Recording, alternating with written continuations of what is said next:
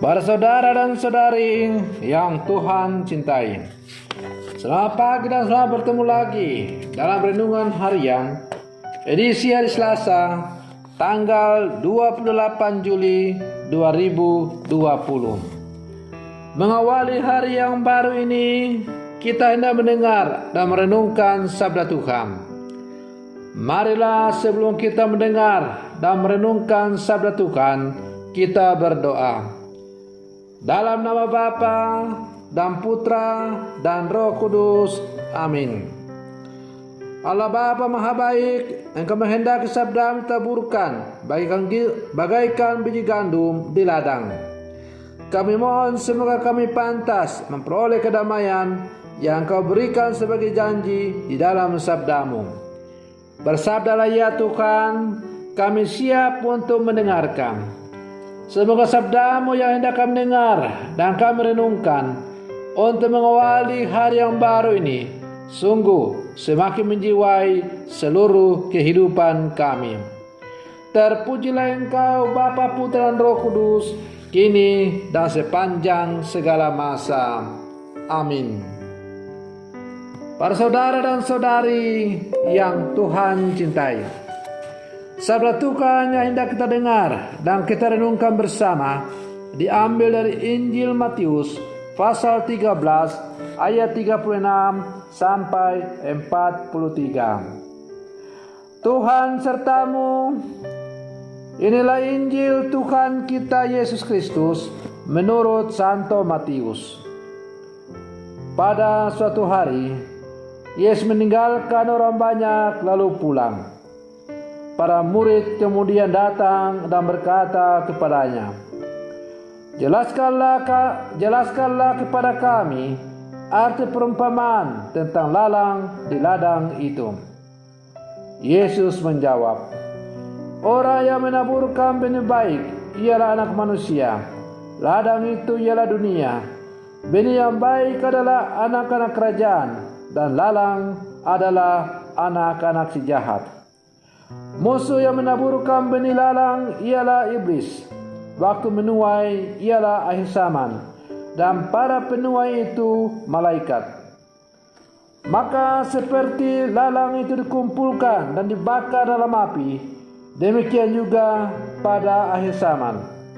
Anak manusia akan mengutus malaikat-malaikatnya, dan mereka akan mengumpulkan segala sesuatu yang menyesatkan dan semua orang yang melakukan kejahatan dari dalam kerajaannya.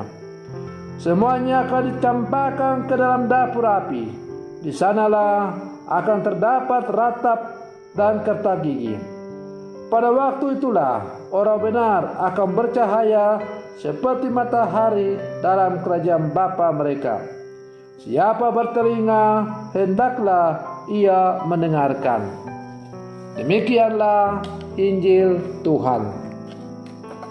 Para saudara dan saudari yang Tuhan cintai, di dalam ladang yang sama tumbuh gandum dan lalang. Karena keduanya tumbuh bersama-sama, maka sebelum masa menuai, lalang yang mengganggu tumbuhnya gandum tidak boleh dicabut. Gandum dan lalang dikondisikan tumbuh bersama-sama, tetapi pada masa menuai, keduanya tidak akan mendapatkan perlakuan yang sama. Yang akan dituai adalah gandum, sedangkan lalang akan dikumpulkan untuk dibakar dalam api.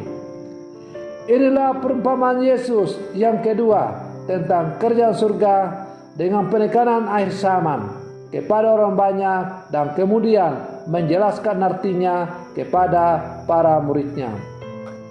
Para saudara dan saudari yang Tuhan cintai, hal kerjaan surga bagaikan seorang yang menaburkan benih yang baik di ladangnya.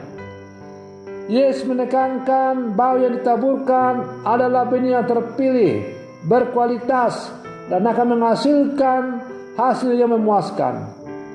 Gandum adalah jenis makanan yang penting bagi Israel dan sering melambangkan kebajikan atau pemeliharaan Allah. Tetapi musuh yang menabur mencuri kesempatan di saat semua orang tidur untuk menaburkan benih lalang di antara benih yang baik itu. Iblis memang sengaja mengacaukan, bahkan mengagalkan rencana Allah. Iblis memilih benih lalang karena pada awal pertumbuhannya sangat mirip dengan gandum. Bila keduanya tumbuh bersama, sangat sulit dibedakan. Yang pasti adalah gandum tetap tumbuh sebagai gandum dan lalang tumbuh sebagai lalang. Tidak akan terjadi sebaliknya. Keduanya akan tampak jelas berbeda ketika musim menuai. Itulah sebabnya sang penabur melarang hamba-hambanya mencabut lalang pada saat pertumbuhan, karena kemungkinan besar gandumnya pun ikut tercabut. Para saudara dan saudari yang Tuhan cintai, dengan demikian dalam diri manusia selalu ada dua sisi, terang dan gelap. Persoalannya sekarang adalah apakah kita memilih yang terang ataukah yang gelap itu. Yang jelas bahwa yang terang itu berasal dari Allah dan yang gelap itu berasal dari si jahat. Dalam dunia ini orang-orang benar hidup bersama-sama orang yang menyesatkan dan yang melakukan kejahatan. Secara kasat mata sulit membedakan manakah yang sungguh-sungguh orang-orang benar dan yang sungguh-sungguh penyesat. Itulah sebabnya untuk sementara waktu sampai Kristus datang, para penyesat dan pembuat kejahatan dibiarkan hidup bersama-sama orang benar. Namun orang-orang benar harus bertahan sampai musim menuai dan akan muncul sebagai pemenang, bercahaya bagaikan matahari dalam kerajaan Bapa. Sebaliknya, penyesat-penyesat atau orang-orang yang lebih suka memilih kegelapan akan dituai dan dilemparkan di dalam nyala api yang kekal.